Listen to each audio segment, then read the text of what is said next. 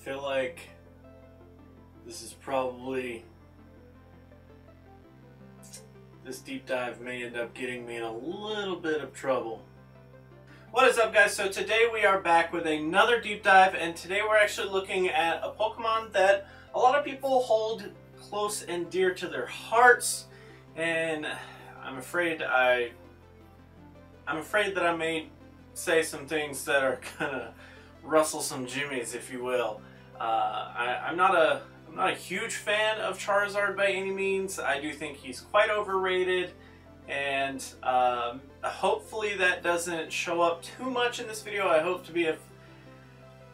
be as objective as possible. So let's see how that goes. So Charizard is actually a fire and flying type Pokemon at level 40 with 15 IVs across the board. You can max out at 2889 on the CP, which is pretty big. Ultra League may be a tiny bit better of a fit here because you can kind of flex his stats a little bit more. But in the Great League here, we can actually hit 1500 at level 19.5 if you have a 0... don't look at that. A 0 on attack, a 15 on defense, and 13 on stamina. Yay! According to my spreadsheets and all of the numbers that I have ran, Charizard should rank right around 57th in bulk and 50th in stat product. So based on around 115-ish participants in the Kingdom Cup, it's not really like huge to be 57th or 50th in either of those columns, but hey, I mean, he does end up having at least kind of a pretty good moveset to work with. And as we've seen, these numbers don't really dictate nearly as much as these. You really want a great package in both, but if one or the other is okay, then you can kind of work with it. Now, actually moving on to Charizard's move here, Charizard has tons of moves. Altogether, it looks like what I have written down is 9 different possible moves, 4 different fast moves, and 5 different charge moves. Now, the reason that all of these moves are up here is because they stand out in some sort of way. So, Fire Spin is up here because I do think that Fire Spin is probably the best move to give Charizard as far as fast moves go. Wing Attack, although it does gain a tiny bit more energy at the cost of half a damage per turn, you do end up kind of being okay there. Wing Attack could give you some type of advantage in certain scenarios where maybe you're going after a fighting type Pokemon, but in general, Fire Spin seems to really be the one that kind of does the big bulk of the work here. Now, in terms of our charge moves, Blast Burn, of course, is the reason that I feel like we're talking about Charizard today, and Dragon Claw is a close second. Both of these moves are really low energy cost. Their damage is pretty respectable. The damage per energy ratio, though, Blast Burn, of course, is amazing. Dragon Claw is not bad. And lastly, I do have Overheat written down here, and it's only because Overheat is the most efficient move outside of Blast Burn that Charizard actually has. So, out of all of those moves, I think that these 3 are the kind of ones that you want to talk about. Now, the only other move that you could maybe possibly go with instead of Blast Burn is possibly Flamethrower, except it's also Legacy, and it's Legacy from a little bit further back than Blast Burn. Blast Burn was at least last obtainable in December, so probably easier to get Blast Burn than it is to get a Flamethrower, but whatever your situation is, Flamethrower could work in certain scenarios. Just understand that Blast Burn is going to be better than Flamethrower by any means. Now, Overheat, definitely the most efficient move at worst case scenario. If you don't have Blast Burn, if you don't have Flamethrower, I do feel like Overheat is definitely better than Fire Blast simply because they both cost the same and you end up getting more damage out of Overheat than you do out of Fire Blast. Now, let's actually talk about best moveset here. So the best moveset that I found for Charizard in this cup is actually Fire Spin, Blast Burn, and Dragon Claw. So that's not really a too big a surprise. That's basically what everybody seems to be wanting to run on their Charizard. Dragon Claw giving you a little bit of coverage towards the dragons. Blast Burn, really fast and really good to charge and does a really high damage output. Fire Spin does decent coverage for your fire type. and it does decent energy for decent damage. So it's all around a very respectable moveset. So how does it perform? Well, in a 0 versus 0 shield situation, so as a closing type Pokemon, you end up winning 51.3% of your matches, which is okay. I mean, 50%, it's kind of middle of the road. Next scenario is 2 shields versus 0 shields. So in a scenario where I have 2 shields and my opponent doesn't have any, we actually end up winning 88.5% of those matchups. Now, the whole reason that we run that simulation is to actually figure out what we just flat out cannot beat. So in the scenario where I have 2 shields, Altaria, Bastiodon, and Magcargo all end up just flat out beating us no matter how many shields we end up using. Now in the next scenario where it's 0 shields versus 2 shields, so in the scenario where my opponent has the shield advantage, we actually end up winning 7.7%, which is kind of measly, but it kind of shows us what Pokemon we are just flat out always going to beat no matter how many shields they have. And a lot of these Pokemon have a very similar situation where they have a quad weakness to fire. So things like Fortress and Alolan Sandslash all end up having a really hard time getting over Charizard. Scizor was also in that list, just thinking off the top of my head there. Lastly, in a scenario where I have 2 shields and my opponent has 2 shields, so as a leading Pokemon, you actually end up winning 69.2% of those matches. So some decent numbers there, but some not so respectable numbers. He's kind of middle of the road, and that's kind of the whole thing about Charizard for me, is he's not really boom, like he's not like amazing, but he's not really terrible either. So let's actually look at some matchups here. So in our matchup situations in all of the deep dives, I end up taking our subject Pokemon and I end up throwing them up against the top 10 bulkiest Pokemon in the cup. And we actually have some interesting sides here. So on the losses side, we do end up losing to Bastiodon, Dugong, Altaria, Lapras, Probopass, and Torkoal. So some common themes there. Bastiodon, of course, exploits our weakness to Rock type. Dugong exploits our Water and our Ice type weakness. Altaria beats us down just super fast with Dragon Breath. And also it has some flying type damage, which is pretty neutral to us. Lapras ends up exploiting our fire type and our ice type, depending on which moves it ends up having. Probopass has thunder attacks on its fast move. I'm not sure. I want to say that it has rock slide, but I can't honestly remember Probopass at the moment. I think he ends up having a rock type move as well. Either way, he ends up beating us. Torkoal as well end up being able to output tons of damage to Charizard without being able to give out enough damage to beat Torkoal.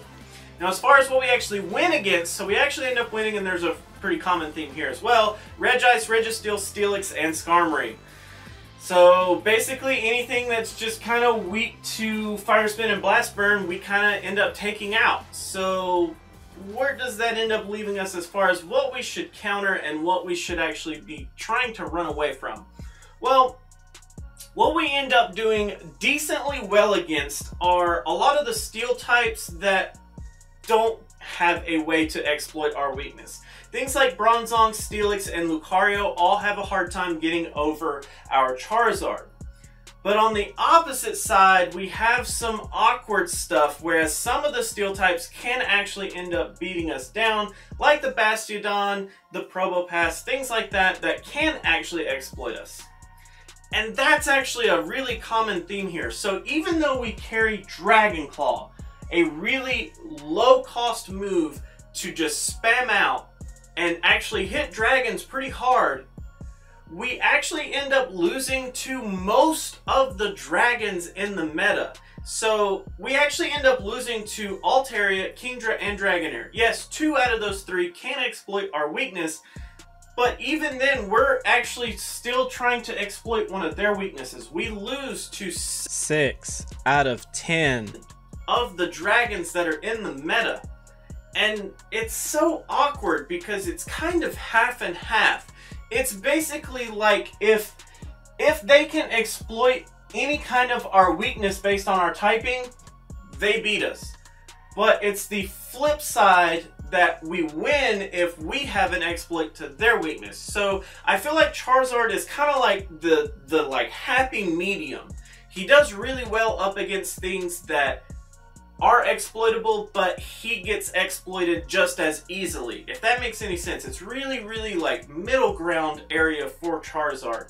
I'm not really like for Charizard, but I'm not really against Charizard either way. I think that he does have a really strong matchup towards Lucario, and that actually leads us into our pros and cons. So let's switch it up a little today. Let's actually go over our pros first. Beating Lucario is a big deal, and that's actually my #1 pro for Charizard here. He actually ends up resisting a lot of the fighting damage based on his flying typing, and he's able to dish out a lot of super effective damage to Lucario, which makes him really, really good at taking out a Lucario. But on the opposite side, he ends up losing to the other 3 members of the ball meta, whereas Altaria, Lapras, and Bastiodon all end up tearing through him. That's our first con.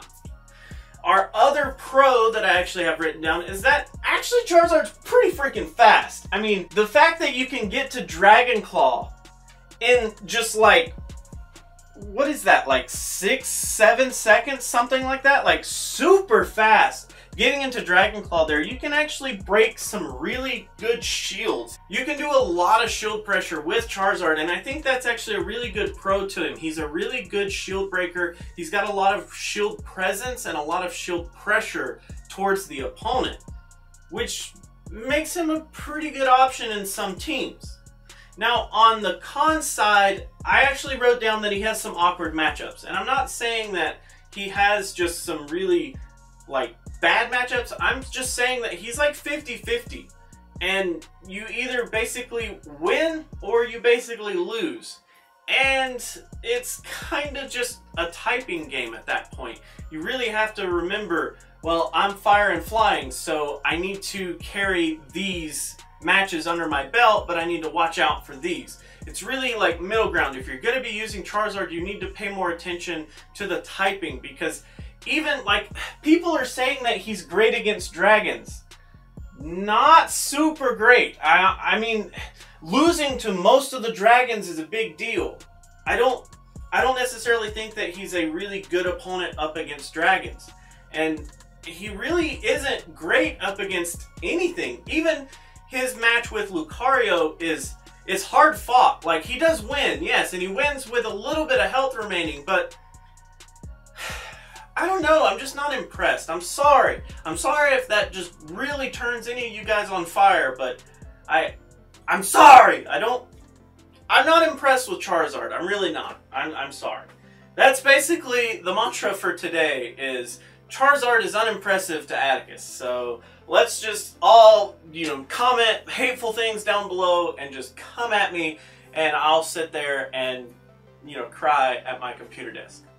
So that is actually all that I have for today. Thank you guys so much for hanging out and watching this interesting video on Charizard. So normally right here I would talk a little bit about, asking you guys to comment down below, but based on the way that the announcements have been going and what we are coming up on is on April 17th, we have been told that we will get the announcement for the next cup. And based on that, that means that this video really only has 3 videos left remaining before we get that next announcement. And as soon as the next cup comes out, I like to jump right on top of that and just dig into that meta as quickly as possible. To be honest, I am so tired of talking about the Kingdom Cup. I am so tired of it. It's all just Lucario and Bastiodon and Altaria and Lapras and blah, blah, blah, blah, blah. So, my idea is for the next 3 videos, I'm going to have dual deep dives. Basically, I'm going to do 2 deep dives per video, kind of, sort of. It's just comparing 2 Pokemon. Like, my first idea is Lairon and Aggron, Celio and Walrein will come next, and then we'll lastly have Metang and Metagross, just to kind of fill out and try to get to as many of these Pokemon as you guys have been asking for as possible. Considering that they're all planned, I'd ask you guys for more suggestions, but honestly at this point it's coming to the end of the road. We've kind of talked about the bulk of the meta, like literally we've talked about so many Pokemon in these last few weeks that it's insane. I cannot believe that I made it all the way through and almost did a deep dive every single day. Considering that I got sick, I didn't do one. But literally As soon as the new meta is announced, as soon as the new cup is announced, I will jump straight onto that, and I will be kicking it into high gear to try to target a lot of those Pokemon. So, thank you guys so much for hanging out today. If you like to like videos, you can do that. If you don't, you can be that guy. Otherwise, let me know what you have to say down in the comments below. And until tomorrow, I will catch you then.